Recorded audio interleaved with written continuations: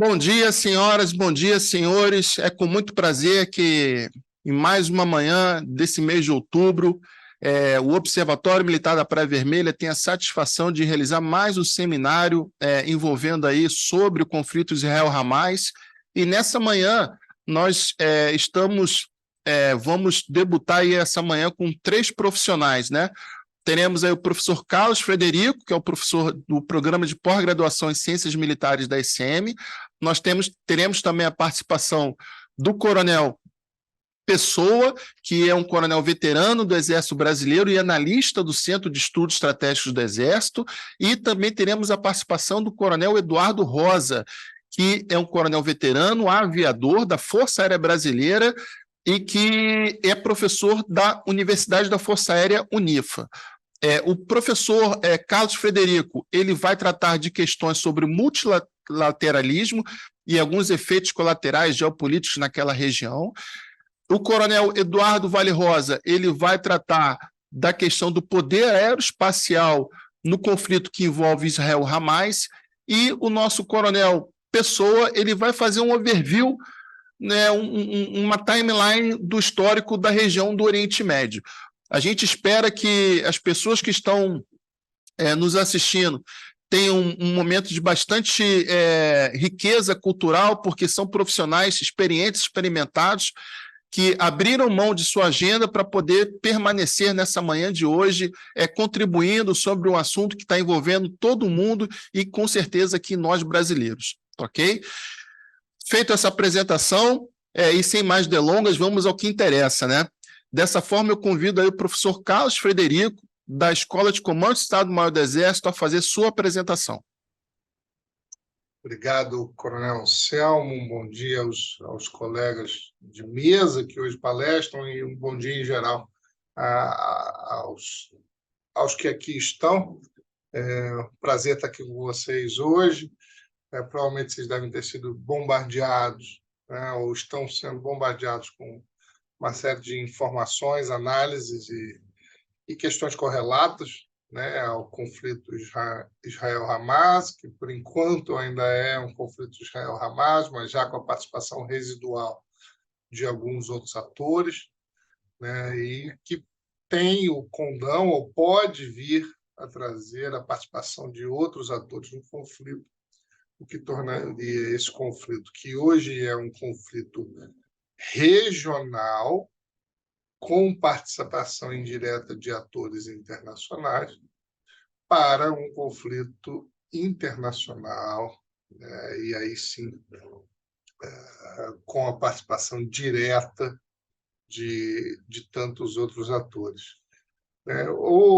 A minha fala aqui hoje é um tanto para situar esse conflito em meio a uma competição de grandes potências, né, que é o que a gente vive, hoje em dia. Então, eu vou fazer aqui um panorama histórico para trazer para os dias atuais, mas o centro da minha fala é que o conflito da Ucrânia e da Rússia e o conflito agora entre Israel e Hamas são os estudos de caso que são os primeiros a testarem uma nova configuração de poder, ainda não absolutamente definida, mas são os primeiros a desafiarem, a serem testes dessa nova dimensão de poder geopolítico mundial. A gente, ao longo do tempo, passou por algumas competições entre grandes potências. Se a gente passar lá a partir da Segunda Guerra Mundial, o mundo que emerge da Segunda Guerra Mundial é um mundo bipolar, né? É um mundo muito mais fácil de ser analisado, não necessariamente melhor, mas muito mais simples de ser analisado. A gente sai da Segunda Guerra Mundial com dois grandes polos de poder, Estados Unidos e União Soviética, e todo o sistema internacional ele se conforma, ele se adequa, ele se ajusta a essa realidade, ao fato de que há dois grandes polos de poder, né? E assim são nas organizações internacionais, o poder era assim distribuído e por aí vai. Esse mundo bipolar, né, que a gente, de larga maneira, vai de 45 a 89, né, a gente, como tem a queda do Muro de Berlim e, posteriormente, a dissolução da União Soviética, esse mundo bipolar ele é caracterizado por conflitos terceirizados, né? E dentro desses conflitos terceirizados, a gente não teve os conflitos árabes-israelenses, né, que ocorreram naquele tempo, né, em 67, 73. A gente não, isso não fazia parte, né, dos conflitos terceirizados, uma vez que a União Soviética não entrou apoiando os países árabes contra Israel naquela época. Todavia, os Estados Unidos, sim, desde aquele primeiro momento, já se mostram como fiadores da segurança internacional do Estado de Israel. E isso é importante porque isso perdura até os dias atuais.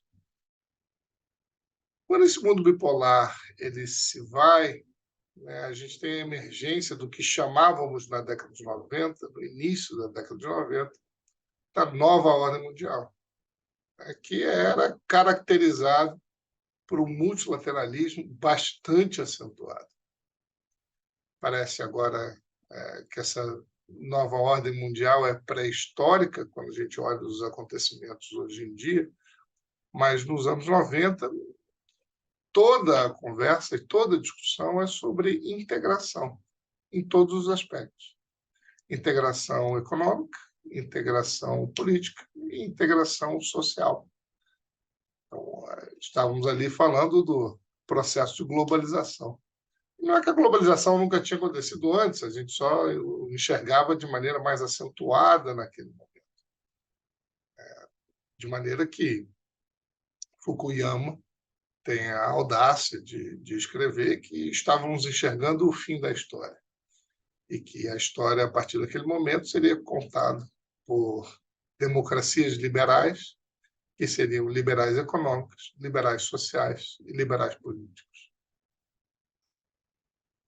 Essa nova ordem mundial, ela rendeu 10 anos, né? Mais ou menos uma década. E rendeu muitos frutos. A União Europeia vem daí, é um momento de grandes concentrações de blocos econômicos comerciais, antigas divisões foram deixadas para trás. Então, muita coisa positiva no multilateralismo aconteceu. É um momento de organizações internacionais de importância, tomando decisões importantes, o Conselho de Segurança da ONU funcionando, não perfeitamente, né, mas funcionando, né, funcional, que eu acho que é importante. E assim foi até chegarmos em 2001. E em 2001 tem um evento crucial para o que viria a seguir. E alguém há de perguntar, professor, eu vim para um webinar sobre o conflito Israel-Hamas. O que isso tem a ver com o que está acontecendo? Exatamente o meu ponto é que isso tem absolutamente tudo a ver com o que aconteceu há 2 décadas atrás. Inclusive condicionando as respostas dos atores envolvidos. Quando a gente tem o 11 de setembro de 2001, é importante a gente pausar e entender as consequências desse evento para o sistema internacional, para o multilateralismo e para aquele que quer queiram, quer não, o estado de maior detenção de poder no sistema internacional. Não há qualquer dúvida de que os Estados Unidos da América possuem a maior concentração de poder no mundo, não importa a definição de poder que você utilize. Então, passaríamos aqui horas, dias, meses discutindo conceitos de poder e, em todos eles, os Estados Unidos da América estariam lá em primeiro lugar, quando o assunto é poder. Tem uma definição famosa e clássica de Robert Dahl, quando ele escreve Poliarquia, em que ele diz que A tem poder quando ele influencia a conduta de B. Quanto mais A tem poder, mais ele consegue influenciar a conduta de B. Pois bem, o sistema multilateral criado após 1945 é um sistema criado à luz dos interesses daquele que desponta após a Segunda Guerra Mundial como o país mais poderoso do mundo. Então, quando esse país, a partir de 11 de setembro, eu sempre digo a partir de 12 de setembro, como uma data simbólica do início da resposta americana, quando esse país, a partir de 12 de setembro, passa a responder da maneira que respondeu, significa deixar o sistema multilateral tal qual ele foi concebido. E quando o país mais importante, mais poderoso, modifica a sua maneira de atuar, os outros jogadores do tabuleiro modificam a maneira de atuar também. E é aí que chegamos onde chegamos hoje em dia. A resposta do 11 de setembro dos Estados Unidos é uma resposta unilateral, é uma resposta que confronta a Organização das Nações Unidas, é uma resposta que confronta o sistema multilateral de segurança, é uma resposta que confronta o direito internacional, porque fala-se em ataque preventivo, vem aí a doutrina Bush, na época de segurança, nomeia países, estados pária, diz que se você não está com ele, você está contra eles. Então, cria uma série de figuras e conceitos até então não existentes no sistema multilateral e no direito internacional, que depois vão ser utilizados por outros atores. Então, a erosão do sistema multilateral, ele verdadeiramente começa lá em 2001, e principalmente a partir da intervenção americana no Iraque. Esse processo ele vai se confundir com outros dois processos que vão acontecer mais ou menos ao mesmo tempo. Primeiro é a chamada deglobalização. Então, se o período da década de 90 foi um período de globalização, o período seguinte ocorreu num período de deglobalização, de ressaca da globalização econômica, de descontentes em razão de que a globalização não chegou a todos. Então, economicamente, é isso que se percebe no início do século XXI. Soma-se a isso a rejeição ao multilateralismo por parte dos Estados Unidos, soma-se a isso o princípio da ascensão chinesa, especialmente do ponto de vista econômico. E aí, quando você soma essas três variáveis, o que você tem é um novo jogo. Então, o jogo que está sendo jogado hoje no grande tabuleiro mundial talvez os dois primeiros grandes casos desse novo jogo que até então não tinha conseguido atrair todos os participantes à mesa. Então, a gente tem, a partir, aí, já no século XXI, a gente tem a questão da Coreia do Norte, que é uma questão que traz os participantes à mesa, mas não de maneira tão acentuada. As sanções ao Irã traz os participantes à mesa, mas de uma maneira não direta. Rússia e Crimeia, Rússia e Geórgia, Rússia e Chechênia. Todos esses assuntos trouxeram, em algum grau, os participantes à mesa, mas jamais de maneira tão direta, por exemplo, quando a Rússia invade a Ucrânia, agora, dessa última vez. E aí força a mão dos atores internacionais a escolherem lados. E é isso que torna tudo mais complexo. E a gente vê, por exemplo, a China, que hoje é o principal parceiro comercial de grande parte dos países do mundo.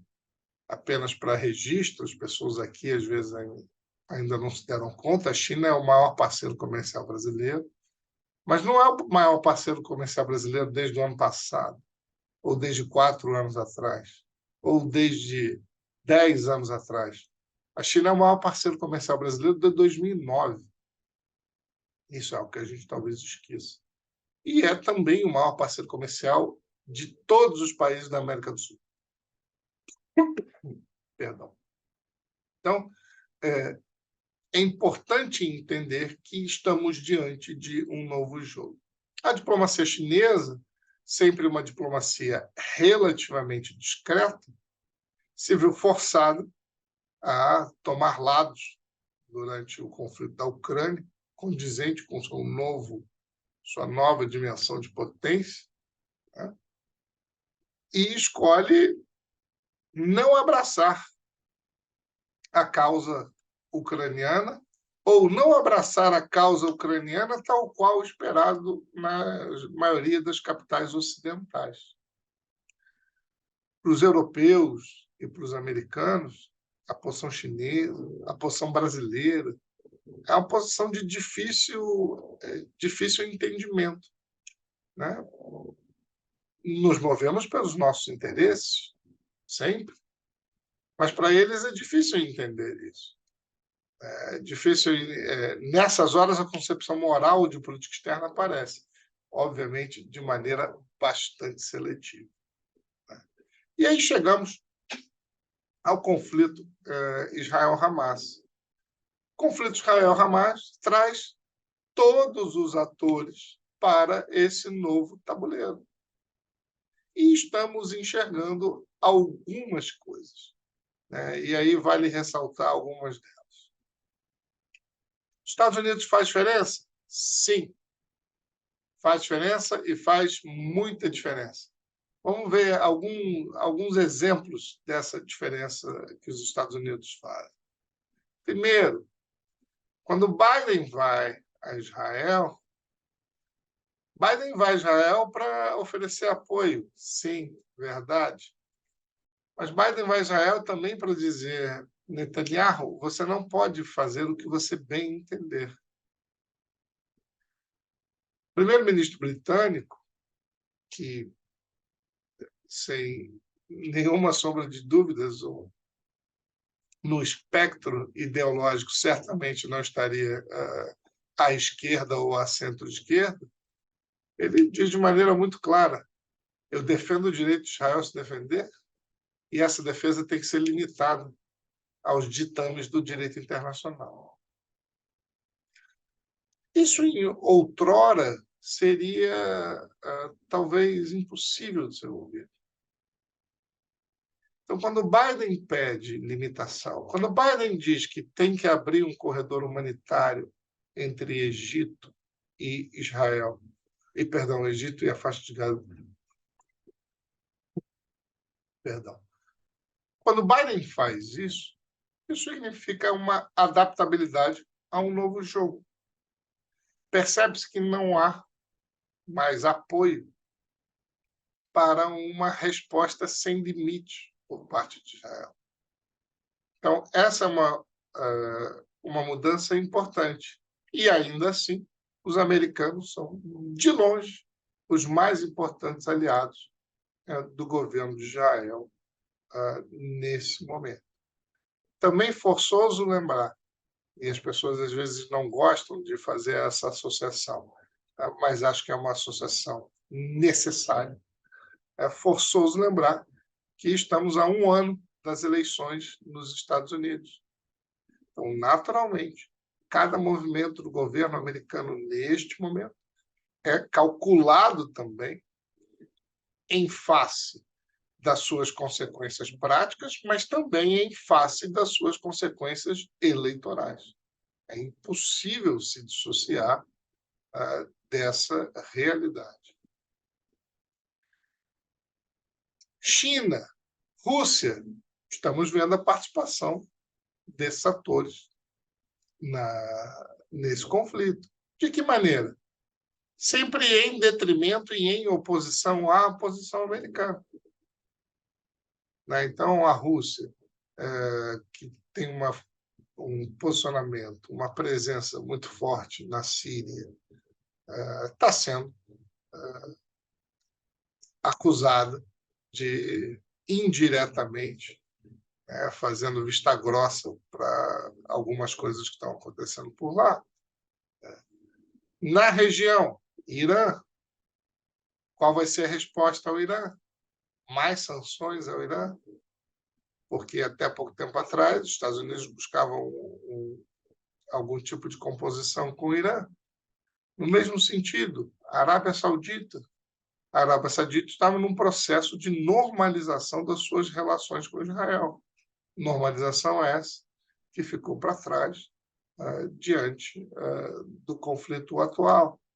Então, todas essas questões, né? Então, o conflito, repito, é um conflito importantíssimo, porém, um conflito hoje regional, absolutamente geograficamente localizado, sem spillovers ou transbordamentos para outras questões. Então, esse é o momento do conflito, não significa que não possa haver outros transbordamentos. E, no meio disso tudo, o Brasil é o presidente do Conselho de Segurança da ONU. Tentou passar uma resolução, a resolução passou com 12 votos, aliás, perdão, não passou com 12 votos, 2 abstenções e um veto do governo americano. Tendência é que o Brasil agora entre em negociação com o governo americano para tentar passar uma outra resolução. Né? Lembrar que os resultados das votações do Conselho de Segurança da ONU, em larga escala, já são sabidos antes delas serem colocados a voto. Então, não fica todo mundo em caráter de suspense, esperando ver como os Estados vão votar. Essas resoluções são negociadas por longo período e, quando vai à mesa, já se sabe a posição de cada um dos países. Então, o Brasil sabia que os Estados Unidos iriam vetar e, ainda assim, optou por tornar isso público, né? Também para gerar constrangimento aos Estados Unidos da América. Pessoal, isso também é um fator. Ou seja, aquele país que construiu, ou o principal motor na construção desse sistema multilateral, não tem o mesmo poder de outrora. Tem o maior poderio mundial, verdade, econômico, político, social, militar, verdade, mas o tem em menor escala do que o tinha anteriormente. Isso não significa que amanhã nós estaremos diante de um outro sistema internacional. Isso não significa que os americanos acabaram, estão em declínio de jeito nenhum. É um declínio relativo, tá? Mas é um novo jogo. E por conta disso, o que esse conflito, né, que pode ser visualizado de diversas perspectivas diferentes, de onde eu estou sentado, o que me interessa é olhar para o conflito, tentando enxergar o que significa esse conflito para esse novo tabuleiro, esse novo jogo, quais serão as novas regras desse jogo que se desenha no sistema internacional. Eu agradeço a todos pela participação e presença e estou disponível depois para responder qualquer pergunta que vocês possam ter. Sim, estou sim.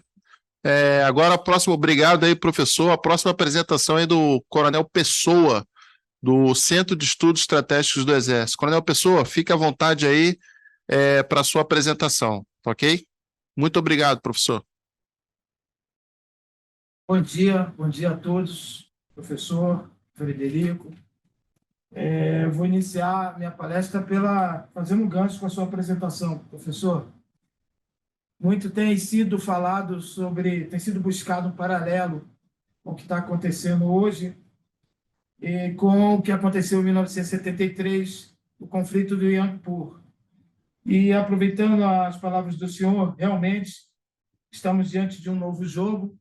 Os Estados Unidos procuram atuar da mesma forma, No entanto, a própria região, e o senhor especificou muito bem, é um conflito regional, a região não é mais a mesma.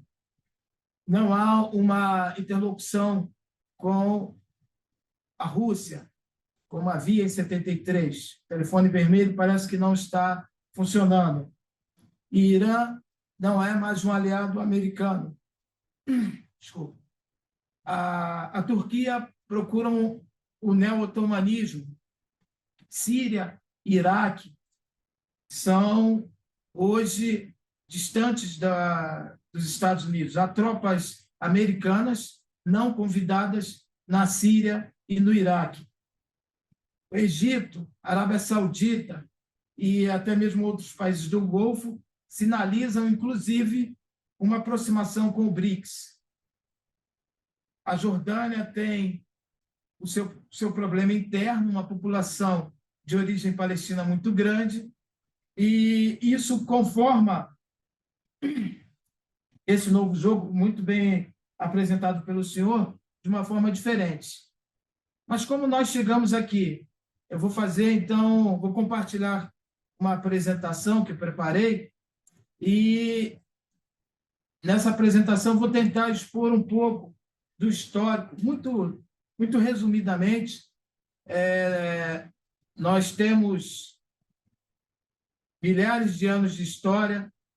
Para entender o Oriente Médio, nós precisaremos estudar um pouco de ciências políticas, sociologia, religião, enfim, uma gama de assuntos. Mas vou tentar passar uma linha do tempo mais recente sobre o Oriente Médio. A apresentação está sendo vista por todos? Por favor. Marcelo? Alô? Coronel, pode prosseguir que eu estou vendo a apresentação aqui, perfeito. Ok, essa aí seria, então, a região, um entendimento que foi sendo próximo, foi sendo construído no decorrer dos séculos, não? Ok. Aí uma citação de Bernard Lewis, considerado um dos maiores orientalistas contemporâneos, e ele faz essa afirmação com entendimento baseado no criador do termo Oriente Médio ou Médio Oriente, que seria o conhecido Alfred Marra, ainda em um período de estabelecimento dos limites, vamos dizer assim, do que seria o Oriente Médio, até hoje, suscitando diferentes visões sobre a região, sobre quais os países comporiam a região. Mackinder depois faz a sua afirmação, o seu entendimento do que seria o Oriente Médio, e essas discussões elas vão prosseguindo até nós chegarmos aos dias de hoje. Mas eu gostaria de chamar a atenção que lá na Bíblia, lá no Gênesis, já temos algumas citações da geografia da região. A Bíblia, ela, de certa forma, ela é uma apresentação histórica do Oriente Médio. E outra citação que eu gostaria de trazer, demonstrando essa importância geográfica e que se torna, com o decorrer dos séculos, geopolítica, a citação que eu tirei do livro do coronel Otávio Tosta, que já no século XIII visualizava-se a construção do Canal de Suez, demonstrando a importância geográfica da região. No Oriente Médio que nós vemos hoje, ele começa a surgir no século XIX, até antes, mas o século XIX é o século que estabelece, vamos dizer, as bases deste novo Oriente Médio. Nós temos os movimentos nacionalistas surgindo na Europa, e Theodor Herzl é o autor do livro Estado dos Judeus, Estado de Israel, e, por outro lado, surge o renascimento entre os países islâmicos.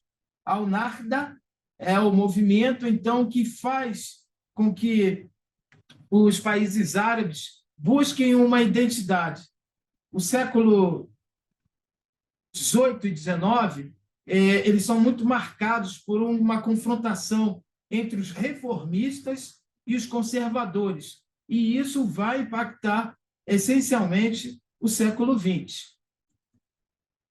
Essa imagem é a chegada de Napoleão no final do século XVIII, início do século XIX, na região, ocupa o Egito, ocupa boa parte da Palestina, e o que o Samuel Huntington chama de choque de civilizações, ele ressurge, na verdade ele não surge, mas ressurge, talvez a partir desse momento, no Oriente Médio. A imagem mostra Napoleão entrando a cavalo na mesquita de Al-Azhar, hoje uma mesquita milenar, importante centro político, econômico e até mesmo educacional, sobretudo para os sunitas. E aí nós vamos entrar na linha do tempo que eu me propus apresentar. Antes mesmo do Congresso de antes mesmo do Congresso de Berlim, em 1878, onde disse que foram estabelecidas as bases de ocupação da África, ingleses, franceses, russos já desejavam parcela do Império Turco-Otomano. E isso leva, inclusive, a Turquia a se alinhar com a Alemanha na Primeira Guerra Mundial.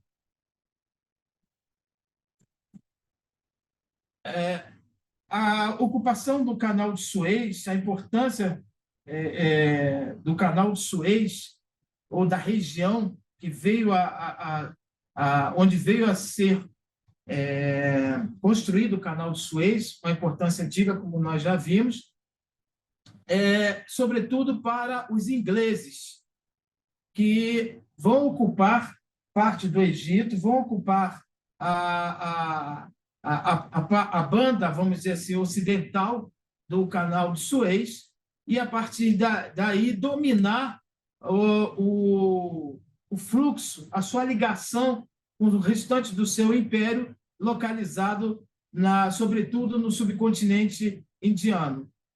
França e Reino Unido disputam a região inicialmente, depois, como eu disse, os britânicos se estabelecem, mas França e Grã-Bretanha vão se reunir de novo, dessa vez como aliados, na Primeira Guerra Mundial, junto com a Rússia, onde começam a estabelecer o que viria a ser esse Oriente Médio pós-mundo otomano. A Rússia seria contemplada com Constantinopla e o Estreito de Bósforo.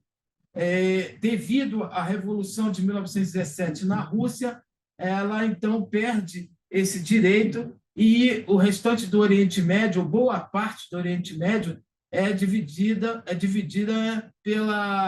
pelos ingleses e franceses pelo Tratado Sykes-Picot, ainda na Primeira Guerra. Durante a Primeira Guerra ainda surge a Declaração de Balfour. Nós vamos ver, são 67 palavras, entregue pelo ministro, hoje seria o ministro das Relações Exteriores, ao Lord Rothschild, como uma promessa, uma manifestação, uma declaração de promessa de um lar ao povo judaico. Há uma tese muito interessante que isso teria facilitado, de certa forma, uma ajuda financeira ao governo britânico, que se encontrava com alguns problemas devido à Primeira Guerra Mundial. Essa, então, seria a divisão inicialmente proposta. Vemos aí uma área destinada à Itália, uma área destinada ao Império Britânico, à França, e, como eu disse, a Rússia, que fica de fora dessa partilha. Aqui a Declaração de Balfour, uma declaração simples, mas que decididamente mudaria o contorno, a geografia humana do Oriente Médio. Na verdade, existia uma discussão, um desejo de um lar para o povo judeu. Várias áreas no mundo foram selecionadas, mas a decisão acabou sendo o que, na época, era conhecido somente como Palestina.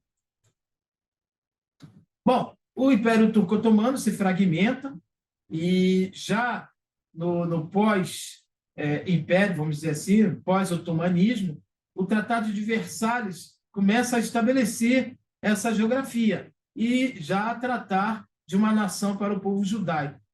Surge, na sequência, a Liga das Nações, que confere aos britânicos e franceses um mandato para ocupar ou uma permissão de ocupação, vamos dizer assim, sobretudo do Levante, que era a Grande Síria, ou seja, parte do que era antigamente conhecido como Palestina, a Grande Síria e até mesmo o Iraque.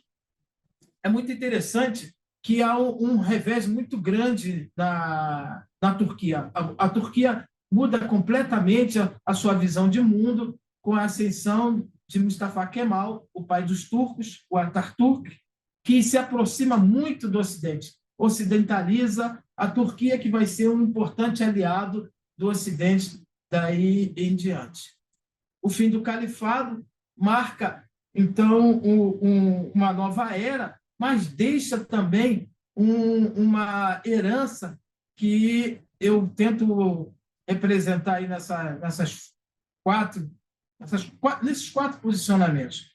São estados frágeis, fragmentados, que vão surgir, cresce de importância para os polos de poder, sobretudo a partir do descobrimento do petróleo na região, as questões fronteiriças, que é um problema, ou são problemas até os dias atuais, e o que eu chamo de 5 grandes questões que permeiam o Oriente Médio até nossos dias. Essas questões seriam os conflitos sectários, lembrando que, enquanto o Império Turco-Otomano, essa divisão era mais suave, mais controlada. As ingerências manifestadas pelas potências internacionais não islâmicas, o que faz crescer esse choque entre as civilizações. O Oriente Médio, por ser um entroncamento geográfico de grande importância, aí na época já com o canal de Suez estabelecido, funcionando, então é uma posição geográfica de grande cobiça para as potências ocidentais. As migrações de refugiados, que começam, inclusive, antes do fim do Império Turco-Otomano, a questão da Armênia é um caso bem conhecido, a criação do Estado de Israel, que provoca questionamentos em toda a região, e a questão palestina relacionada com as demais questões. Bom, o início dos anos 20 é o início de retorno, quando se intensifica o retorno do povo judeu a Israel, ainda não Israel, né? A região conhecida como Palestina, e esse movimento ficou conhecido como Aliyá, ou Assunção, é um retorno do povo judeu à sua terra prometida. Em 1920, o Iraque se torna uma monarquia, e eu queria fazer aí uma chamada muito importante. O rei Faisal I, que toma posse, vamos dizer assim, do Iraque, e por algum período muito pequeno da Síria, ele era filho do xerife de Meca, um representante de Maomé, da família de Maomé, um representante de Hashimita, e a quem foi prometido um reino árabe, desde que os árabes ajudassem o Império Britânico. Daí vem a figura até mitológica do Lawrence das Arábias, e essa promessa, então, seria cumprida caso os árabes ajudassem a implodir o Império Turco-Otomano. Faisal recebe o Iraque, fica pouco tempo na Síria, e nós vamos ver também depois outro filho do xerife de Meca criar ou estabelecer uma monarquia na Jordânia. Por isso que o nome da Jordânia é Reino Hashimita da Jordânia, uma referência, então, à descendência de Maomé. Vem a fundação da Irmandade Muçulmana nos anos 20 ainda, final dos anos 20, extremamente importante para sabermos, conhecermos e entendermos o que se passa hoje entre os grupos chamados fundamentalistas e islamistas, inclusive o Hamas. A Irmandade Muçulmana, ela fazia parte do grupo de conservadores, ela busca um retorno ao islamismo do início do Islã. É muito voltada, então, para atender a de qualquer maneira, o que era estabelecido no islamismo salafista, ou seja, um islamismo tradicionalista. Daí, então, a adoção da Sharia em várias oportunidades para ratificar esse retorno, esse tradicionalismo. Em 28 ainda surge no Irã a dinastia Pahlavi,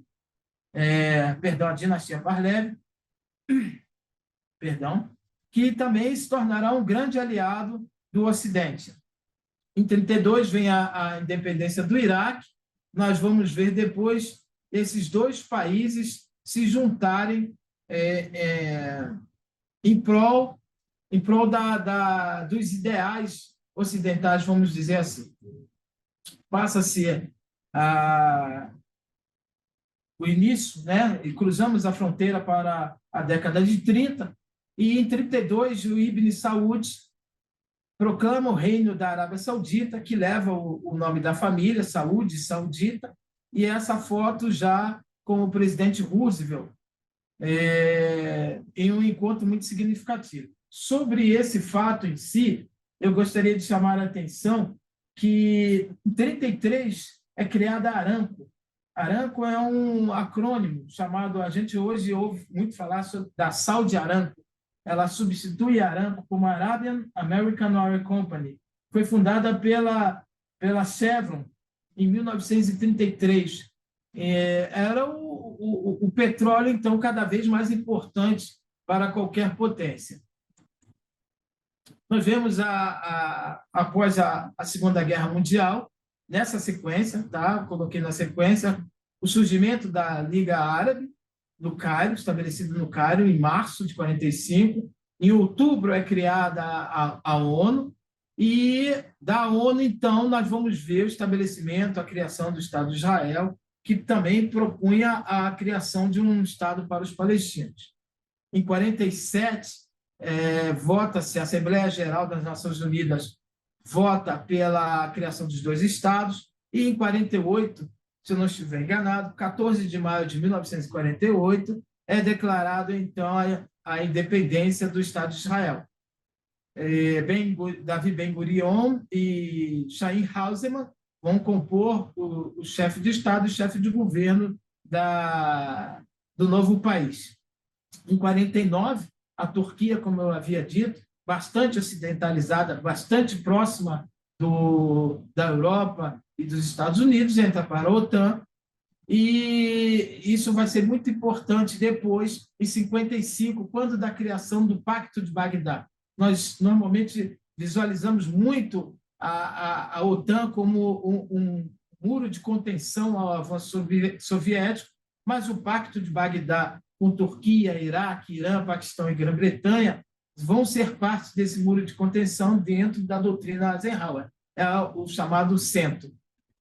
Ainda na década de 1950, a ONU, por intermédio da sua agência que trata com os refugiados, anunciava já a existência de 957 mil refugiados palestinos. Em 52, o Egito tem uma revolução, muita gente chama de golpe, a derrubada do rei Farouk, que não era Egito, não pertencia à dinastia Farouk, do rei Farouk, não tinha origem no Egito, e os oficiais livres, então, alçam ao poder, e surge o famoso Gamal Abdel Nasser desse momento, que vai ser um líder e vai estabelecer no Oriente Médio o panarabismo, ou seja, indistintamente da religião. você é árabe, e não um árabe sunita, um árabe xiita, ou até mesmo um cristão árabe. É muito interessante, ele vai desenvolver um papel extremamente importante até sua morte, uma liderança que ultrapassava os muros do Egito. Lembrando que, em boa parte do século, o Cairo foi o centro das atenções, o centro das decisões para todo o mundo árabe. Em 1953, o rei Hussein, como eu disse, filho do xerife de Meca, ele é assassinado por um palestino em função de ter sido divulgada a notícia que ele estaria já desde 1948 tendo encontros com as lideranças israelenses, provavelmente para estabelecer um acordo de paz. Mas, infelizmente, ele é assassinado em 1953. Em 1953 ainda acontece no Irã uma revolta, derruba-se o primeiro-ministro, Mohamed Mossadegh, e é atribuída à CIA e ao Serviço Secreto Inglês essa ação. É considerada a primeira operação da CIA fora em outro país, vamos dizer assim. O Mossadegh tinha acabado ou tinha intenção de nacionalizar o petróleo, a exploração de petróleo, que era controlada pelos ingleses. Os ingleses tinham acabado de perder em 1947 a Índia, e o primeiro-ministro inglês, Churchill, não queria, então, perder o controle sobre o Irã. É assim que a história é contada, né? Lembrando, destacando que a história do Oriente Médio ela apresenta em diversos momentos mais de uma versão, mas essa seria a versão oficial, e o que mudaria muito o destino do Irã e de todo o Oriente Médio. Em 1954, nós já falamos da Irmandade Muçulmana, de onde deriva a Al-Qaeda, o Hamas, o ISIS, tenta matar o presidente Nasser, né, e como uma retaliação sobre a tentativa de controle, de reprimir a Irmandade Muçulmana. Vem a Guerra da Argélia, em 54 e 62, uma referência para o mundo árabe, porque era um país considerado muçulmano, se não árabe, mas muçulmano. A Argélia fica no Maghreb, e que estava se opondo e que tinha, de certa forma, conseguido sua independência guerreando contra uma grande nação que era a França. Em 56, nacionaliza o canal de Suez, tinha a proposta de utilizar o recurso na infraestrutura do seu país. Em 67 vem a guerra conhecida como os 6 dias, que entre os árabes ficou conhecida como a vergonha. Os árabes têm sempre um nome diferente do que normalmente nós consideramos. 48 para eles é Nakba, que seria o nome árabe de catástrofe, e em 67 é conhecido como a vergonha pelos desdobramentos. 67 vai promover a Conferência de Khartoum, onde surgem os 3 nãos, os famosos 3 nãos. E aí, talvez um ponto de inflexão, porque fica decidido que, a partir de então, os movimentos de resistência, os movimentos até com a aplicação do terrorismo, seriam a solução, porque o conflito convencional não tinha dado resultado. Em 69, morre o primeiro-ministro Levi Eshkol e ascende ao poder a primeira-ministra Golda Meir. Golda Meir vai enfrentar problemas seríssimos. Em 73, o Egito e outros países árabes iniciam o conflito do Yom Kippur. No Oriente Médio, é a Guerra de Outubro, mas isso não é fácil para Israel, dessa vez, resistir à investida árabe. E Golda Meir busca apoio, inclusive, no governo americano, com o secretário de Estado, na época, Henry Kissinger. Essa imagem que os senhores estão vendo, senhores e senhoras, é do USS Liberty, em junho. Esse navio estava monitorando o conflito no Oriente Médio e foi atacado por Israel, com 174 feridos e 34 mortos. Por que eu coloquei essa chamada? Nós estamos vendo os americanos enviando novamente frotas, navios para o Oriente Médio. E isso cria um ambiente de muito risco. Nós vamos ver que esse tipo de incidente passa em uma outra fase, ele ocorre novamente já na guerra do Irã e do Iraque. 70 morre o Nasser, 72 vem o ataque do Setembro Negro nas Olimpíadas de Munique, matando atletas israelenses. 73, então, vem a guerra do Yom Kippur, o preço do petróleo dispara. Esse paralelo que é feito é, sobretudo, na surpresa que o Estado de Israel se encontra em 73, e a literatura também trata que Golda Meir teria solicitado ao governo norte-americano ajuda, ou senão ela iria lançar artefatos nucleares em Damasco e no Cairo. 75 inicia a guerra civil no Líbano, extremamente interessante. Muita gente de outros países vai combater no Líbano e nós vamos ver que isso torna-se uma normalidade, vamos dizer assim, no ambiente do Oriente Médio. O Likud, em 77, ganha as eleições. Até essa época, o Partido Trabalhista em Israel era praticamente o grande vencedor desde a independência, mas devido ao que aconteceu em 73, o Likud, então, ascende ao poder e, a partir de então, nós vamos ver uma política mais dura, mais restrita, sobretudo no que se refere aos palestinos. 77, a nossa Haddad discursa no parlamento israelense, e, no mesmo ano, a Liga Árabe rompe com o Egito por causa desse discurso. Em 78, vem a primeira invasão do Líbano por Israel e, na sequência, os acordos de Camp David. Essa imagem eu tirei do filme que está para estrear, né? A Guerra do Yom Kippur, como nós conhecemos, mas ela também é tratada como a Guerra do Ramadã, que coincidiu na época, ou a Guerra de Outubro. Os dois atores aí, a senhora à minha esquerda, pelo menos, representando Golda Meir, e o senhor à direita representando Harry Kissinger. Bom, 79 é um ano extremamente importante para o Oriente Médio. Não só, normalmente nós olhamos para a Revolução Islâmica, mas vai além. Saddam Hussein ascende ao poder, o Tratado de Paz entre o Egito e Israel se consolida, que já vinha sendo discutido, o grande ataque à mesquita, que demonstra uma fragilidade muito grande da Arábia Saudita em prover segurança, sobretudo àqueles que vão à grande mesquita, que vão à Meca, e a guerra no Afeganistão. Parece muito distante, mas está muito ligado. Saddam Hussein, ascendendo ao poder, vai à guerra contra a recente República Islâmica do Irã.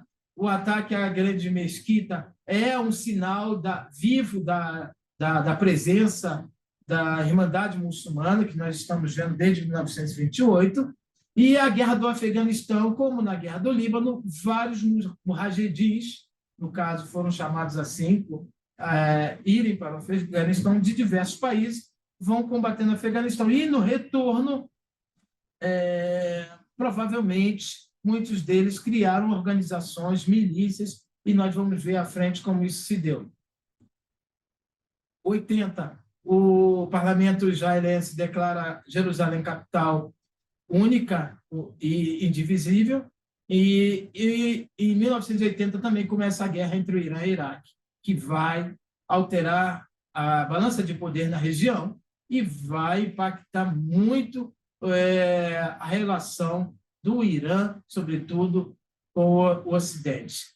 Sadat é morto em 81, no Cairo, pela Irmandade Muçulmana, mais uma vez, a ação da Irmandade Muçulmana, e em 82, o atentado contra a Embaixada de Israel em Londres, pelo grupo de Abu Nidal, desencadeia a Operação Paz na Galileia, com Israel entrando no Líbano, cercando Beirute e bombardeando Beirute.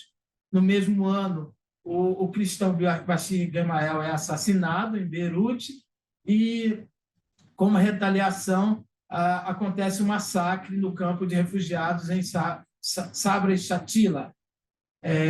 Acusam os cristãos libaneses ligado à falange, né, de Bashir Gemayel, e o exército israelense que tinha ocupado o Líbano, sobretudo em Beirute, por ter cercado a região e permitido, então, o massacre. Em 87 vem a primeira intifada, quando surge o Hamas. Hamas e Fatah vão aparecer com letras maiúsculas porque são acrônimos, na verdade. Ok? Esse aqui é um dos incidentes que eu falei para os senhores e senhoras anteriormente. É o segundo incidente que eu pensei na história, isso em 87, na guerra do Irã e Iraque, quando o USS Stark é atacado, então, por um avião iraquiano e 37 mortos, 21 feridos no Golfo Pérsico, é o resultado dessa ação.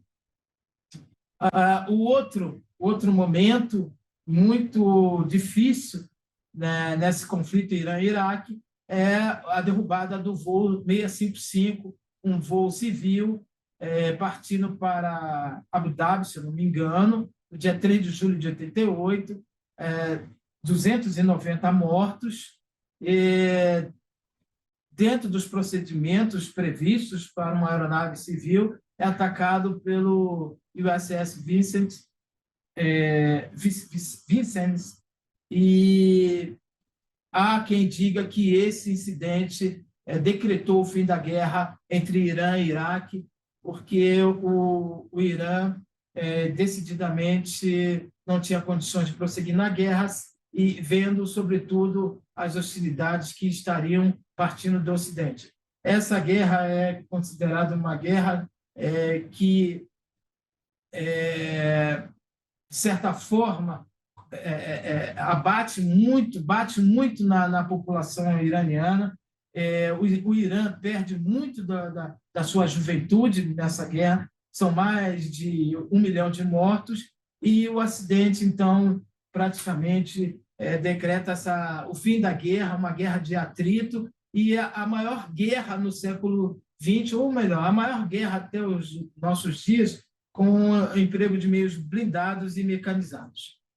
Em 90, o Iraque invade o Kuwait, a segunda guerra do Golfo para muitos, né?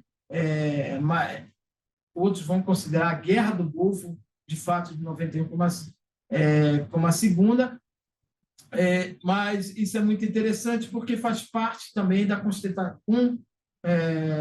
contestação geográfica que surge no pós-Império Otomano. O Acordo de Taif, em 90, encerram a guerra do Líbano, a guerra civil do Líbano, e em 91 vem a guerra do Golfo, e que os resultados a gente vê até hoje, um Iraque destruído, que se aproxima mais do Irã, e que até hoje os Estados Unidos não saíram definitivamente do Iraque. Em 92, Isaac Rabin, Partido Trabalhista, assume o governo, e isso aproxima das autoridades palestinas. Em 93, vem o reconhecimento mútuo da existência de Israel e de um Estado palestino. E em 94, a Jordânia assina a paz com Israel. Infelizmente, em 95, Rabin é assassinado por um extremista israelense. E a paz acaba não se consolidando. Em 2000, já estamos indo para o final, as forças de defesa israelenses retiram-se do Líbano e, no mesmo ano, dá início à segunda intifada, quando o Ariel Sharon vai fazer uma visita na mesquita de Al-Aqsa. Intifada, tentando traduzir do árabe, seria algo como tremor, um tremor de terra para derrubar alguns pilares, para mostrar outro, para uma ruptura de fato. 2001, 11 de setembro, Guerra ao Terror, nós já conhecemos, de certa forma, as consequências dessa guerra ao terror. 2001 ainda, a Segunda Guerra do Afeganistão, para diferenciar da guerra anterior com os russos. 2003, os americanos invadem o Iraque, onde permanecem até hoje. 2004, Arafat morre, e 2005, Mahmoud Abbas, ainda hoje à frente da Autoridade Palestina, é eleito. Mas, em 2006, o Hamas ganha as eleições legislativas e há quase uma guerra civil entre o Hamas e a Fatah. Em 2006, há uma guerra entre Israel e o Hezbollah. O Hezbollah é uma consequência da guerra do Líbano, é uma consequência da invasão israelense no sul do Líbano. Se alguém quiser, depois posso tentar explicar. 2007, a quase guerra civil, que eu falei, e 2010, início da Primavera Árabe, conhecida no Ocidente como Primavera Árabe, mas na região é vista como uma influência da Irmandade Muçulmana no surgimento dos conflitos nos diversos países. Em 2013, Mohamed Morsi é eleito presidente do Egito, é um membro um representante da Irmandade Muçulmana e, logo na sequência, o exército o depõe. 17, Trump reconhece Jerusalém, a capital de Israel, como capital de Israel, e, logo na sequência, o parlamento israelense define Israel como o Estado-nação judeu, ou seja, um Estado voltado para os judeus. E o hebraico torna-se a única língua ou a língua oficial de Israel. Em 2020, nós vemos os acordos de Abraão.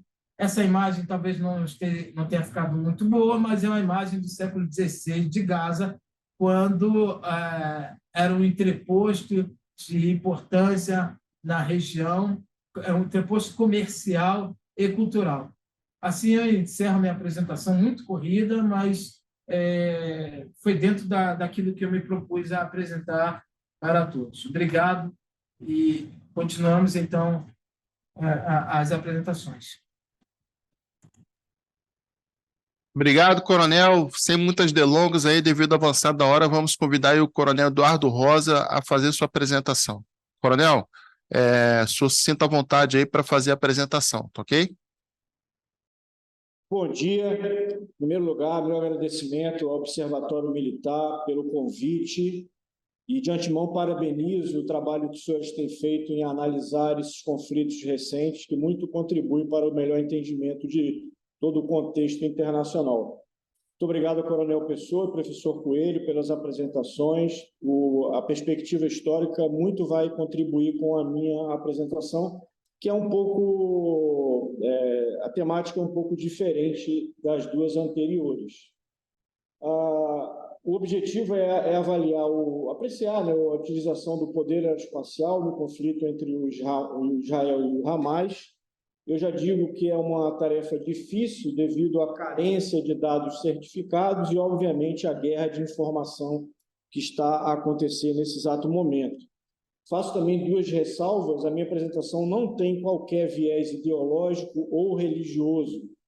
Eu busco apenas apreciar as questões sobre o viés técnico e profissional e também acadêmico. E também digo que a minha apresentação ela não é a opinião da Universidade da Força Aérea, tampouco da FAB, apenas um ponto de vista de caráter pessoal. Eu vou conduzir a minha apresentação com base em 3 eixos, né? O eixo histórico, procurando trazer algumas inferências sobre os conflitos recentes e o que podem representar no conflito atual. O eixo da doutrina, que é a forma pela qual as Forças Armadas entendem melhor cumprir a sua missão, e especificamente eu vou tratar da doutrina da Força Aérea Israelense, e também algumas ilustrações sobre capacidades de ambos os contendores que podem nos ajudar a entender melhor o que está a se passar nesse exato momento lá no Oriente Médio. Bem, o Hamas ele tem várias classificações, né? os autores entendem que esse grupo possui múltiplas identidades. Aí na tela os senhores podem ver algumas dessas identidades e a fonte propriamente dita, mas eu gostaria de destacar uma que não está aí, que é justamente a opinião de um general israelense que foi chefe do Estado-Maior e que deixou a função agora em janeiro de 2023. E ele coloca esses grupos, né, tanto o Hamas como o Hezbollah também, como grupos organizados, exércitos bem treinados e bem equipados para as suas missões. Essa declaração ele deu no jornal francês Le Monde. Quando a gente fala do Hamas propriamente dito, é muito difícil apreciar esse grupo a partir da perspectiva do poder aéreo. Se a gente observar o quadro da direita, que é do nosso Military Balance 2023, inexistem praticamente qualquer tipo de capacidade aeroespacial nesse grupo.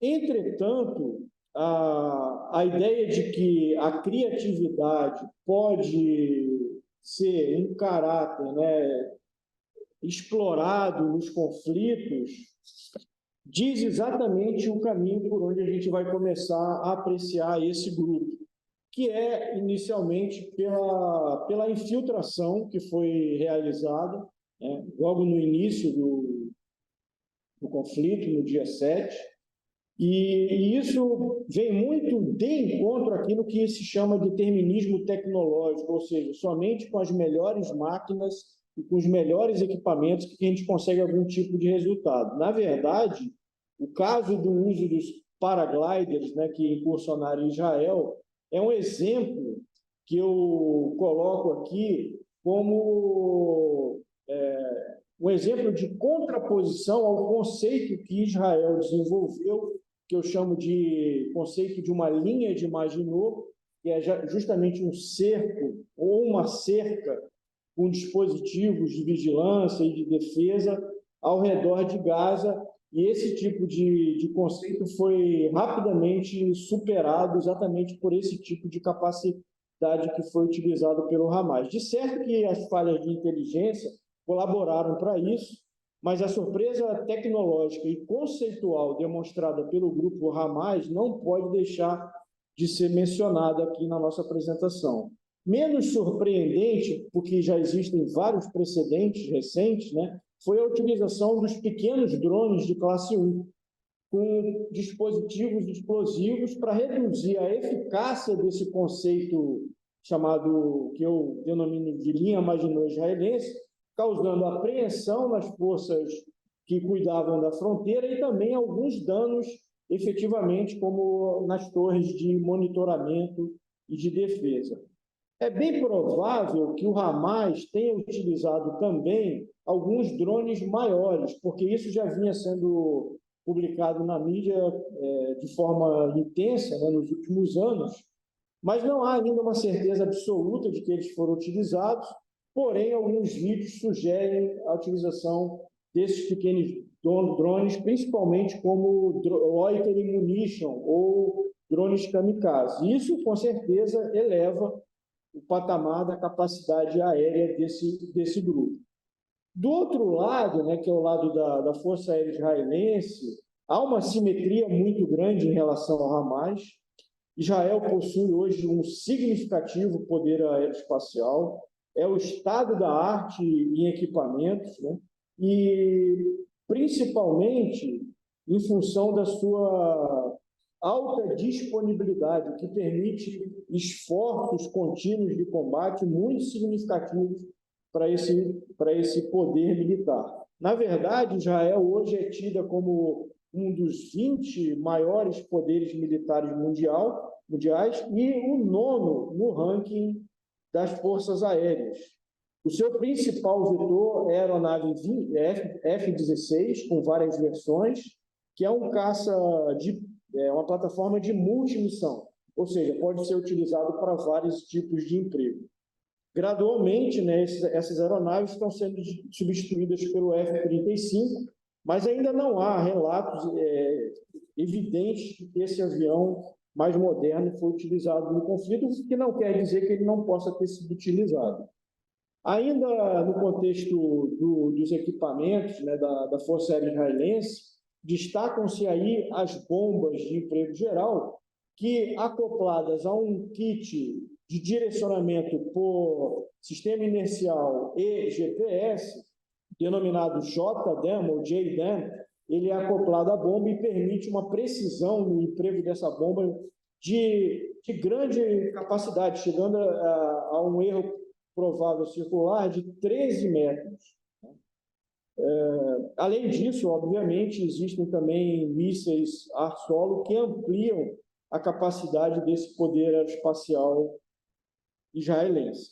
Apesar disso, né, apesar de serem armamentos de precisão, a questão do dano colateral é problemática no cenário, em especial quando se utilizam os escudos humanos.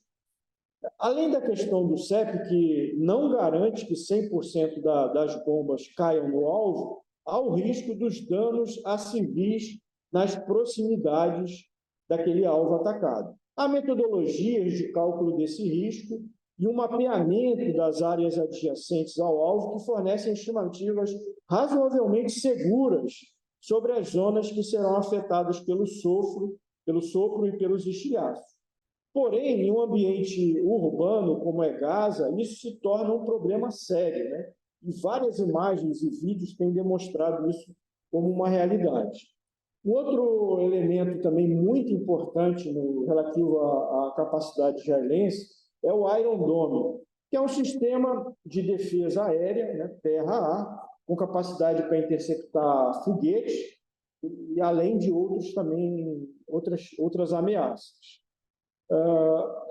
Acredita-se que esse sistema tem uma eficácia em torno de 80% a 90%, porém o número de baterias registrados aí nos anuários de armamentos, como é o caso do Military Balance, diz que Israel só possui 10 baterias em operação. Nos parece que esse equipamento tem sido essencial no atual conflito, apesar do que as salvas múltiplas de foguetes do Hamas teriam imposto um batente técnico ao Iron Dome, em função da sua capacidade simultânea restrita de interceptação de foguetes. Então, esses lançadores, né, de mísseis que interceptam os foguetes estariam aí numa espécie de batente de capacidade operacional. Agora, um ponto crucial que eu acho que é importante trazer aqui à discussão é a questão dos desafios doutrinários que Israel tem enfrentado. Inicialmente, né, o poder aeroespacial nas operações militares foi migrando de uma posição de subordinação à manobra terrestre para uma visão de maior predominância, em especial durante a Guerra de 1967, com a famosa Operação Focus. A verdade é que hoje essa doutrina israelense, né, ela dá um foco muito grande para o emprego do poder aeroespacial, em especial nas operações chamadas de target killing, que são ataques selecionados contra pessoas.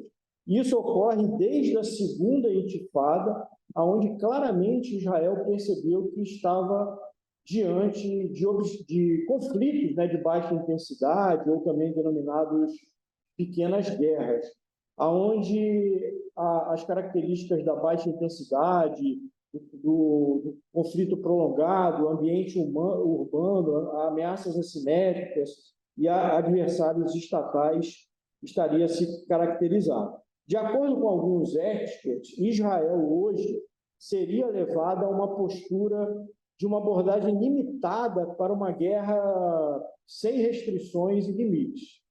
Se pudéssemos elencar um evento assim, bastante relevante, que aponta inferências para a doutrina atual, é a Segunda Guerra do Líbano de 2016, que foi contra o Hezbollah. No final de todo o conflito, né, onde Israel foi muito criticada pelo emprego do seu poder militar, o que de fato aconteceu foi uma campanha sem um objetivo político claro, o que levou a um certo limite no emprego do poder militar. Nessa guerra, a Força Aérea Israelense não teve sucesso em impedir o Hezbollah de usar os foguetes que eram lançados a partir do Líbano. Após o término da guerra, o sentimento da população israelense foi de frustração e desapontamento, levando, inclusive, à resignação da maioria dos líderes envolvidos. Até que ponto Israel vai utilizar esse conceito na guerra atual ainda é duvidoso, ainda não está claro. Porém, a partir desse exemplo histórico, nós podemos fazer algumas inferências sobre o que pode vir a acontecer daqui para frente, né? Por exemplo, na Guerra do Líbano, houve um esforço muito intenso por parte da Força Aérea Israelense. Foram mais de 7 mil alvos atacados, um esforço diário de sortidas na faixa de 300 a 330. Só para que nós tenhamos uma comparação, né, com a situação do Brasil, num dos grandes exercícios que a Força Aérea conduz, que é a Cruzex, realizam-se cerca de 60 sortidas diárias. Então, Israel, na Segunda Guerra no Líbano, voou muito mais do que na Guerra do Yom Kippur, para a gente ter uma ideia comparativa. O Hezbollah, ele tem um conceito estratégico que é muito bem representado nessa frase, ou seja, vencer, mas não perder, ou seja, a vitória pela não derrota. Esse é o objetivo político-estratégico desse grupo. Até que ponto o Hamas vai adotar a mesma visão ainda também é incerto. O fato é que a postura inicial de Israel na Guerra do Líbano, ao abandonar a doutrina centrada em operações de superfície, foi, de certa forma, associada a uma crítica ao emprego do poder aeroespacial, especificamente na visão do bombardeio estratégico e na operação baseada em efeitos. Porém, não há ainda hoje um consenso sobre até que ponto isso representou, de fato, uma abordagem efetiva da Força Aérea Israelense nesse conceito.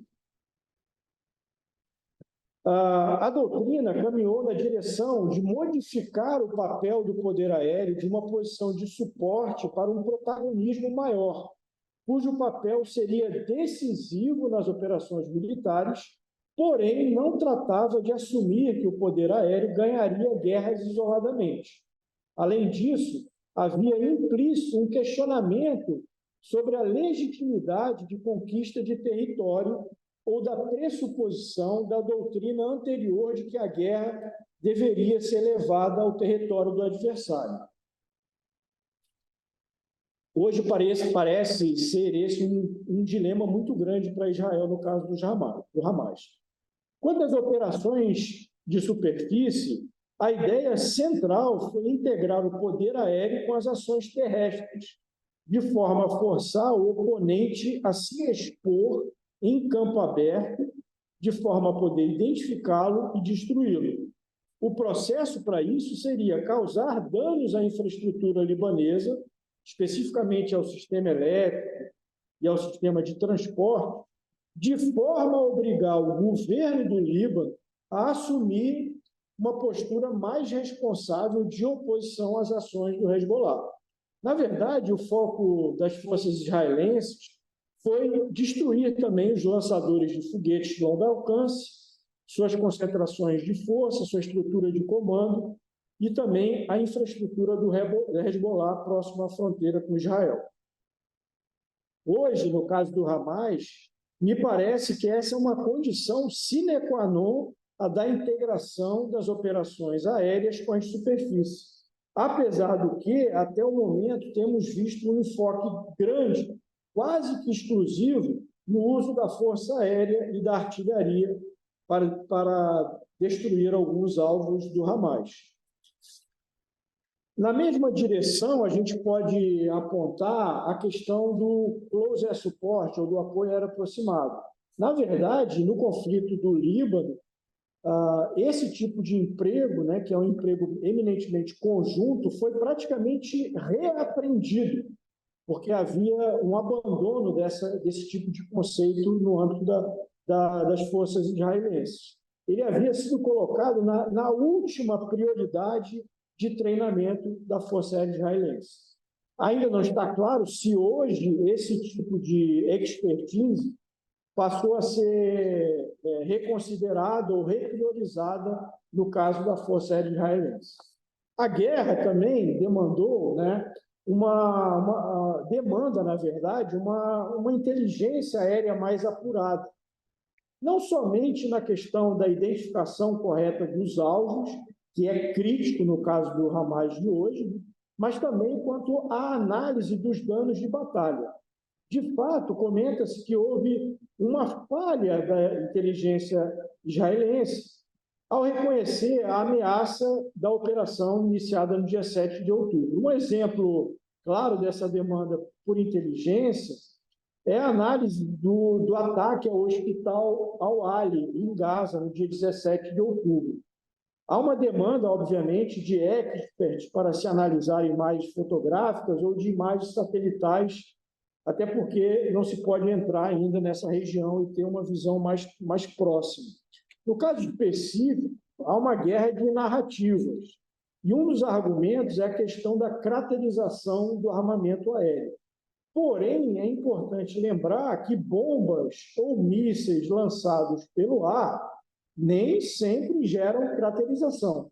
Está aí um excerto do nosso manual, né? O Manual da Força Aérea, que mostra claramente isso, né? Nem sempre a caracterização atinge profundidades como aquelas que estão sendo colocadas nas narrativas, porque isso depende muito da questão do invólucro da própria espoleta e da forma de lançamento do explosivo. No contexto de Gaza, o que ressalta é um ambiente urbano densamente povoado, sem grandes possibilidades de espaço aberto para que se possa concentrar forças.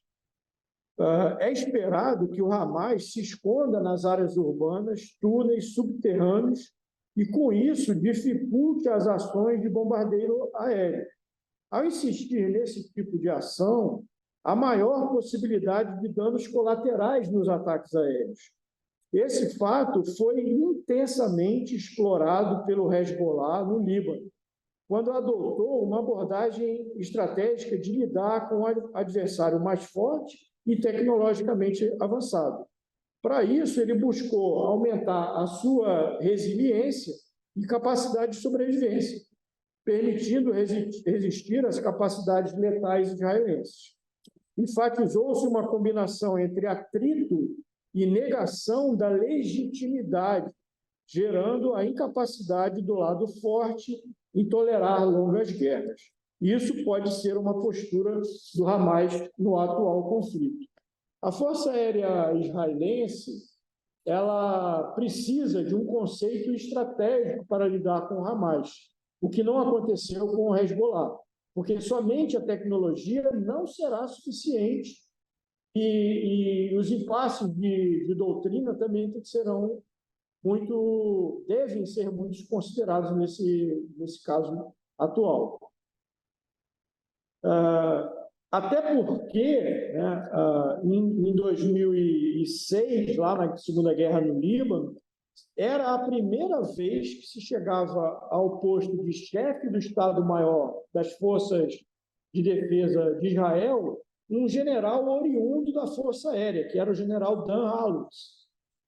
A questão é que, a partir de 2006, então, com a vinda desse oficial, há uma transição no pensamento doutrinário, como consequência do insucesso no Líbano e também devido à austeridade orçamentária. Ao progredir em uma invasão terrestre de Gaza, a IDF poderá ficar suscetível ao mesmo impasse que viveu em 2006. No momento atual, está em voga a doutrina da vitória decisiva, que é um conceito centrado em rápidas ofensivas baseadas no uso de unidades menores, com extenso apoio de fogo.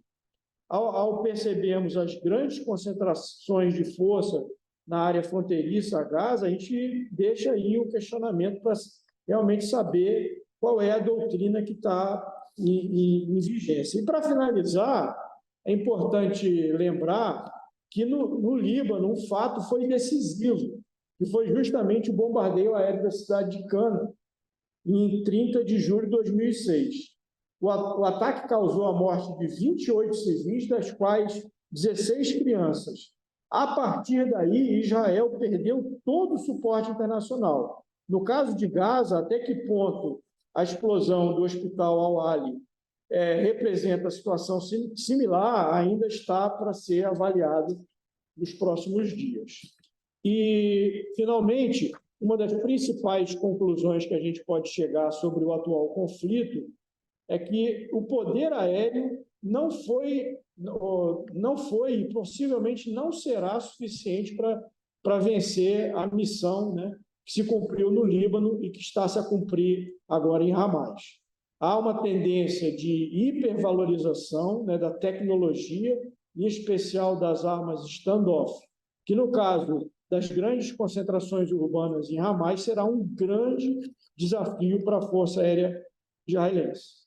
Israel, no conflito do Líbano, adotou a pior das abordagens estratégicas, uma longa campanha aérea, seguida de rápidas incursões na fronteira e a posterior incursão em larga escala. A retirada de Israel do conflito é comparada ao Vietnã israelense, ou seja, ao lamaçal do Líbano. Até que ponto Gaza será um segundo Vietnã para Israel é uma questão em aberto. Essas foram algumas das minhas referências, que depois eu vou buscar especificar melhor no texto, e agradeço a oportunidade e fico à disposição para as perguntas. Muito obrigado. Muito obrigado, Coronel Eduardo Rosa, pela sua apresentação. Então, conforme eu disse anteriormente, primeiro as apresentações, vamos fazer um intervalo agora de 5 minutos, devido ao adiantar da hora, em vez de ser 10 minutos, faremos um intervalo de 5 minutos, e na volta nós retornaremos para os debates. Como que vai funcionar os debates? Os debates, as pessoas que estão nos acompanhando podem escrever suas perguntas no chat, e aí eu vou ler cada 2, 3 perguntas e eu vou repassar isso para os nossos palestrantes, que aí ficam a critério deles aí responder, tá ok? Então, vocês podem fazer perguntas nesse intervalo, que aí a gente já está registrando aqui no nosso banco de dados, tá bom? No meu relógio são 11h28, quando for 11h33 a gente retorna aqui, tá bom? Um intervalo de 5 minutos aí para o pessoal dar uma esticada na perna, beber uma água, tomar um café.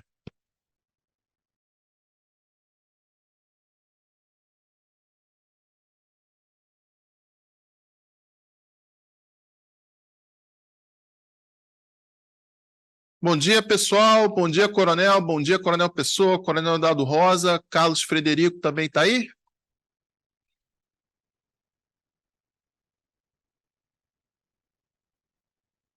Tá, vamos iniciar agora os nossos debates, tá bom? Eu só vou pedir para as pessoas que estão fazendo as perguntas dos debates se identificar. Coloca o nome e coloca da onde você é, se é universitário, qual faculdade, se é um profissional de qual empresa, tá bom? Porque a gente tem uma ideia do público que está nos acompanhando, tá? Vamos iniciar com 2 perguntas. Eu vou lançar essa pergunta para a mesa virtual, e aí os professores e o professor e os coronéis ficam à vontade para poder responder. A primeira pergunta é do Luiz Aguiar. Bom dia a todos. Como resolver as questões de fronteira do conflito árabe-israelense? Após tantas divisões, guerras e partilhas, seja por potências externas, seja por instituições multilaterais como a ONU, ou mesmo por pressão e apoio de potências como Estados Unidos, Rússia e outros. A segunda pergunta é da Ana Cutrim, estudante de Relações Internacionais da Uninter São Luís Maranhão. Podemos esperar que o Tribunal Penal Internacional faça algum tipo de condenação para Israel ou Hamas perante os últimos acontecimentos? Ou a questão dos direitos humanos ficará em segundo plano em meio à guerra? Senhores, essas aí são as duas perguntas aí e passo a palavra aí ao professor Carlos Coelho, Frederico aí que inicia as respostas, mas os coronéis podem ficar à vontade para poder responder também. Vamos lá. Vou ser breve, tá? Para a gente poder pegar mais perguntas também. A solução. A solução é uma solução de dois estados. Tá? E aí eu acho que é importante entender que essa solução de dois estados havia sido abandonada, sequer era discutida, não aparecia em discurso algum, por exemplo, nos Estados Unidos. É uma solução que voltou a aparecer no discurso do presidente americano, voltou a aparecer no discurso do Biden. Dizer que a solução de dois estados é a única solução possível, naturalmente, não significa dizer que ela é factível nesse momento. Não há nenhuma discussão nesse sentido. Embora eu acho que fique claro para a maioria dos países que não há solução que não seja uma solução de dois estados. Como que isso se daria? Há mais de 20 anos atrás, o que se discutiu foi que haveria troca de territórios. Porque, do ponto de vista conceitual, você só tem duas maneiras. Ou você tem a completa mobilização, né, extinção do povo palestino dali, o que é uma impossibilidade, ou você tem uma solução de dois estados. Então, do ponto de vista conceitual, é muito claro, essas são a única posição. Né? Do ponto de vista político, como fazer? Não acho que aí a gente tem que entender que, nesse momento, não temos as condições necessárias para. Em relação ao Tribunal Penal Internacional, Israel não é signatário do TPI. O Estado da Palestina, que não é reconhecido como Estado pelos ditames da ONU, né? Lembrar que a Palestina é reconhecida como Estado na Assembleia Geral da ONU, mas não no Conselho de Segurança da ONU. Mas o Estado da Palestina assinou o TPI. E aí, nesse sentido, poderia, sim, os militantes do Hamas serem levados ao Tribunal Penal Internacional. A pergunta foi se a questão humanitária estava em segundo plano. Certamente. Eu diria que a falência do multilateralismo, né, ela está essencialmente ligada também à falência do direito internacional. Eu, enquanto professor de direito internacional, adoraria estar dizendo para você que o direito internacional está funcionando maravilhosamente bem, mas esse não é o caso. E o direito internacional, sem nenhuma dúvida, também enfrenta os seus dias mais difíceis, e isso não é desde esse conflito, já há alguns anos. Tá? Eu paro por aqui.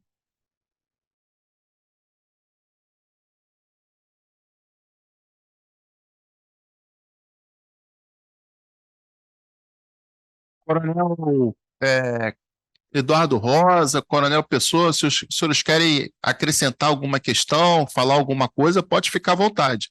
Coronel Eduardo Rosa, o senhor quer falar alguma coisa? Pode ser? Ok.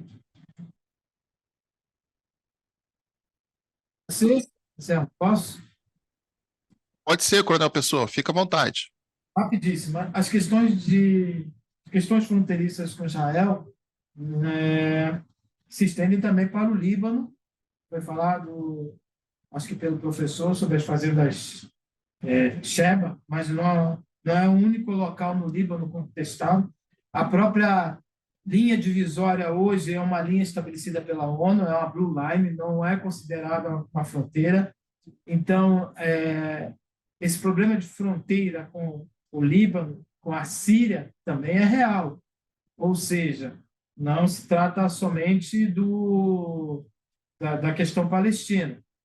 É uma herança do Império Otomano. Isso aí é generalizado.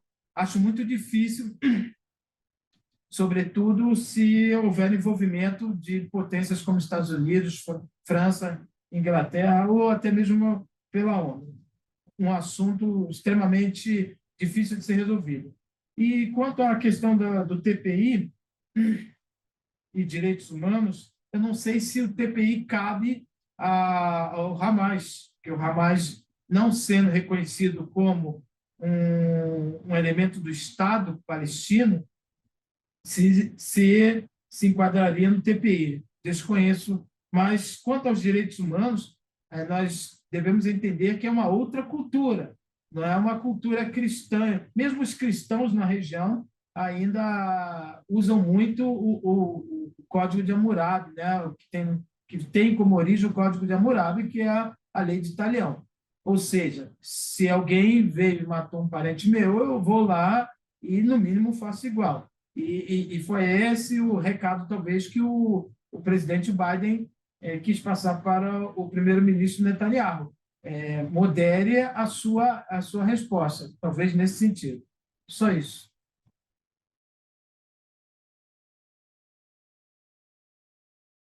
Eduardo Rosa, o senhor deseja falar alguma coisa ou podemos passar para as próximas perguntas? Não, podemos prosseguir. Obrigado. Tá, então eu vou ler as duas próximas perguntas, tá bom? E aí eu passo a palavra para os senhores. Primeira pergunta do Gabriel Mendes, ele é um estudante de Direito da UERJ. Como é que os senhores avaliam a influência de outros países, entre parênteses, Estados Unidos, Irã e Turquia, no conflito? E se esta possível influência poderia causar uma escalada na guerra? Aí ele acrescenta essa pergunta direcionada diretamente para o coronel Eduardo Rosa. E também gostaria de perguntar especificamente ao coronel Eduardo Rosa se a entrada de atores externos no conflito afetariam o aspecto aéreo do conflito. Então, essa é uma pergunta. A segunda pergunta, feita pela estudante de Defesa e Gestão Estratégica Internacional da UFRJ, Gabriele. O senhor não considera a criação de um único Estado com duas religiões oficiais ou algo assim para resolver a questão de fronteiras? Essa é a pergunta dela, passo aí a baila para a mesa. Aí vamos começar agora com o coronel Eduardo Rosa.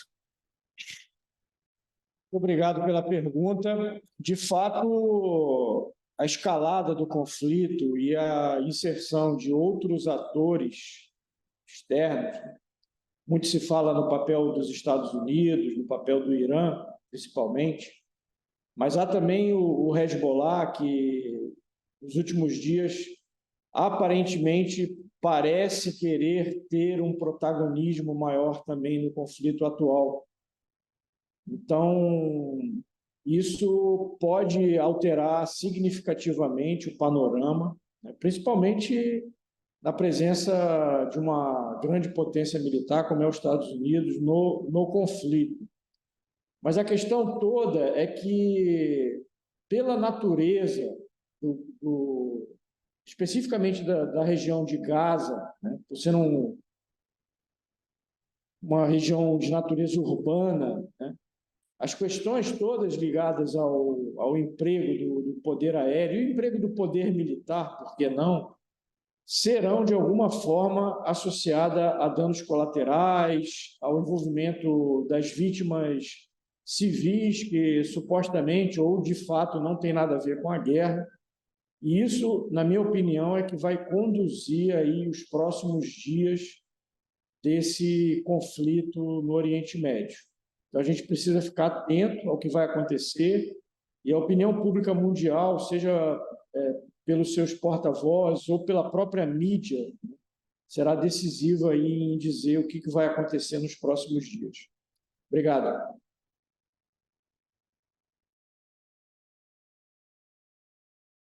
Coronel Pessoa, o senhor tem alguma coisa a acrescentar acerca dessas duas perguntas ou posso passar a palavra para o professor Carlos Frederico? Tem.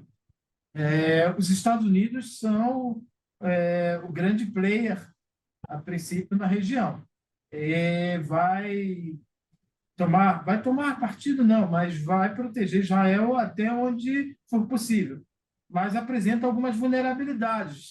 Já não tem a força, como muito bem pontuado pelo professor Carlos Frederico, não são o mesmo Estados Unidos do passado. Eu queria lembrar que os Estados Unidos têm uma base em Azraq, na Jordânia, tropas em Deir ez-Zor, Al-Tanf e Tel Baidar na Síria, ilegalmente ocupando áreas dentro da Síria. Estão no Iraque, no Catar, no Bahrein tem uma frota, ou seja, são meios americanos que também ficam mais expostos em um momento como esse. O Irã está sob pressão, sobretudo pelo avançar do estágio avançado do seu programa nuclear e por ter formado o crescente xiita. A partir de 79, aí tem que estudar um pouco da sociedade, os xiitas saem de uma condição de base da pirâmide social no Oriente Médio e tem o Irã como uma referência. Então, o Irã é uma referência política, social, econômica, militar e pode realmente vir a se envolver mais profundamente. Quem viu o filme do Top Gun, aquele país que voa F-14 até hoje é o Irã. E a Turquia ela vai procurar um papel mediador, na minha visão, tudo isso na minha visão. Ela ainda tem pretensões de aderir à União Europeia e qualquer passo errado tomado nesse momento pode pôr essa pretensão, pode jogar essa pretensão fora, né, no lixo. Os atores externos, o coronel tem melhor condição do que eu para falar. E a resposta da pergunta da Gabriela. Um único Estado, duas religiões. Gabriele, se eu não me engano. As últimas ações tomadas, tanto pela parte palestina quanto pelo Estado de Israel, estão indo exatamente na direção contrária. Então, eu acho muito difícil, nesse momento, ou até no momento mais próximo, 10, 15, 20 anos, a questão da permanência na sociedade, do conflito anterior, das perdas, é muito viva. Então, eu acho que nós estamos exatamente indo na contramão ao que você abordou. Obrigado. Professor Carlos Frederico? Anselmo, na primeira pergunta, você pode só... Posso ler? Vamos os lá. países que foram citados foram Estados Unidos, Turquia e... Irã. Irã. Tá. Beleza. Vamos lá. Ao menos um deles aí é bastante diferente dos demais, né? Estados Unidos e Turquia, eles podem exercer influência, sim. Eles estão exercendo influência, sim. E a influência tem sido, mesmo do ponto de vista dos americanos, a influência tem sido do ponto de vista de aplanar um pouco a reação israelense, né? Quer dizer, que apoio sim, mas que a reação israelense não seja um absoluto vale-tudo. Tá? Turquia tem a sua imensa maioria de habitantes muçulmanos, né? Tem uma importância, e isso apareceu já em diversas falas do Erdogan, tem uma importância muito grande a mesquita de Al-Aqsa, ali de Jerusalém, a segunda mesquita mais antiga do mundo, e também pede moderação. Os Estados Unidos estavam pressionando a Turquia, e por isso Tony Blinken, seu secretário de Estado, não foi a Istambul, estava pressionando a Turquia para que aceitasse a entrada da Suécia na OTAN, e aí chamou-se o parlamento para fazer isso, e a partir daí a Turquia, eu acho agora que vai estar em conversas mais diretas em relação ao assunto. O Irã é em outro caminho, né? Ao Irã cabe fustigar de maneira indireta, a entrada direta do Irã no conflito, né, com suas tropas e tudo mais. A gente estaria falando aí de um outro tipo de conflito. A capacidade bélica do Irã chama a atenção para um conflito completamente diferente. A gente teria que refazer aqui as nossas falas todas, porque estaríamos falando de uma coisa que hoje a gente ainda não enxerga. Agora, o Irã vai, sim, utilizar de guerra terceirizada, né, e vai utilizar das suas brigadas e das suas forças para apoiar qualquer coisa que signifique a erosão das forças israelenses e a erosão dos interesses americanos na região.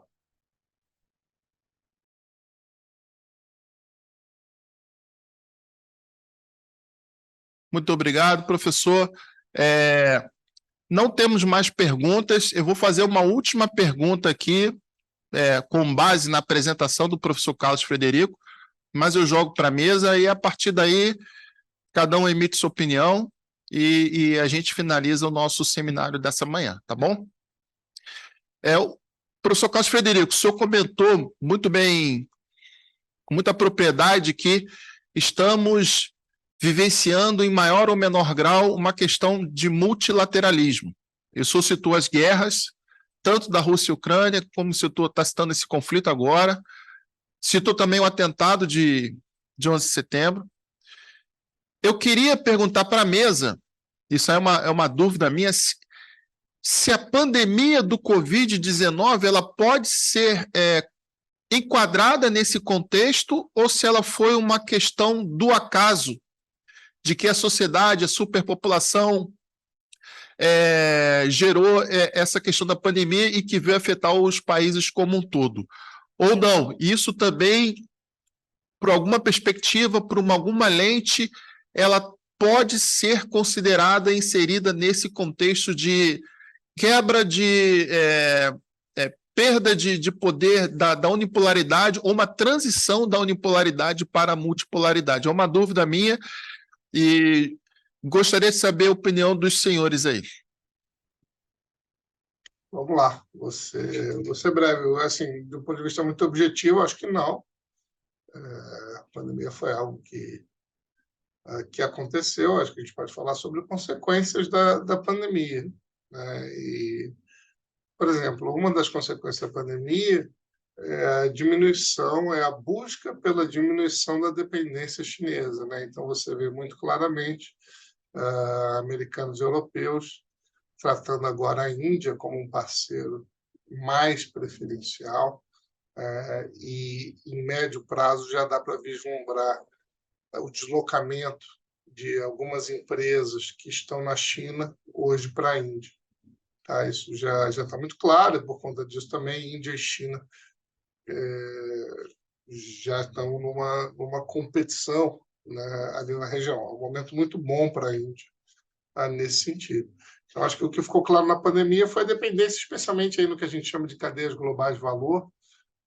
Hoje é muito difícil a gente achar algum produto que ele é feito completamente dentro de um só país, mas quando vem a pandemia, o que fica muito claro é que todos os produtos passavam pela China em algum momento, e aí a China completamente fechada gerava um problema de abastecimento para o mundo inteiro. Então, a gente consegue ver a securitização do comércio internacional para que os países tenham em si, ao menos,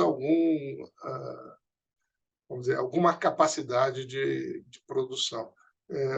Não enxergo a pandemia em si como uma questão de transição de unilateralismo para multilateralismo, não.